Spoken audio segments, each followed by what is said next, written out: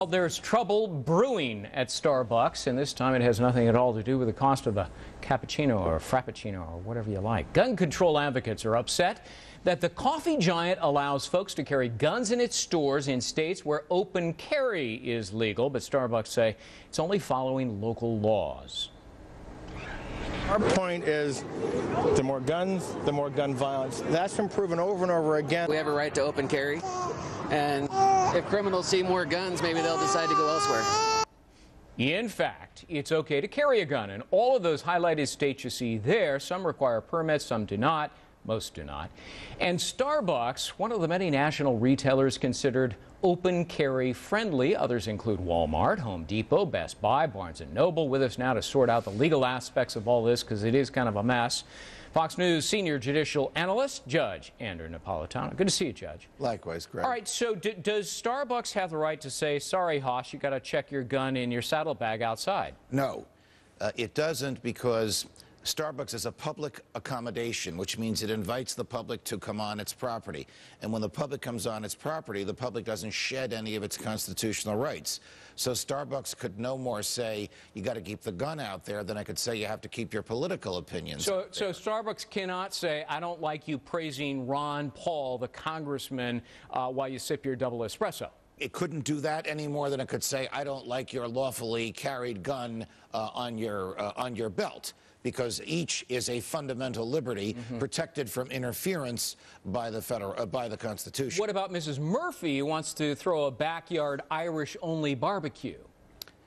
That's not a public accommodation, so Mrs. Murphy could Mrs. Murphy could keep the crowd from the neighborhood to Irish only, which of course a public accommodation couldn't do, because that would be discrimination based on nationality. I'm just trying to get into the spirit of St. Patty's Day. Getting close.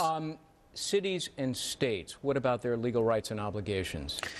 You know, when the Supreme Court decided Heller versus the District of Columbia, Heller is a federal police officer who could carry his gun at his work but not in his house. The Supreme Court said the District of Columbia, because it's owned by the federal government, cannot interfere with guns, because the Second Amendment insulates the government from interfering with that. It has to apply to cities and states. Otherwise, the Second Amendment would be meaningless. By calling the right to keep and bear arms a fundamental liberty, that means it's a natural liberty. It's a modern-day version of self-defense, and no government can interfere with it unless the person has interfered with somebody else's liberty. You know, when you teach a law school class, students are astonished that the Bill of Rights don't necessarily, or at least traditionally, were not necessarily incorporated, not all of them, into the states. When they wrote the Bill of Rights, they already knew what the states permitted. They weren't worried about more power to the states. They were more worried about more power to the central government. But after the Civil War,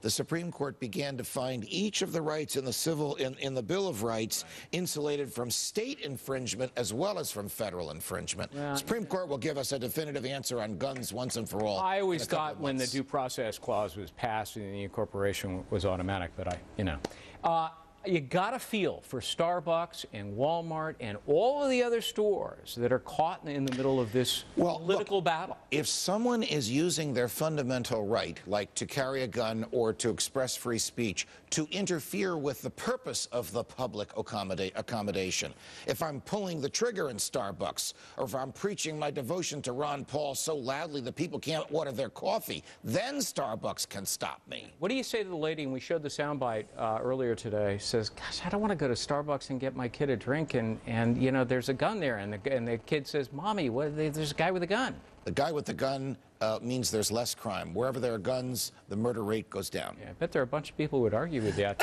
Of course they would. Your new book just came out yesterday. What's the name of it? I'm choking, forgive me. Oh, I'm sorry. Lies the government told you. Wow, something like You're choking over your brand new book, but it's a good one, and we're going to have you on to talk about that as well. Judge Andrew Napolitano, thanks very much.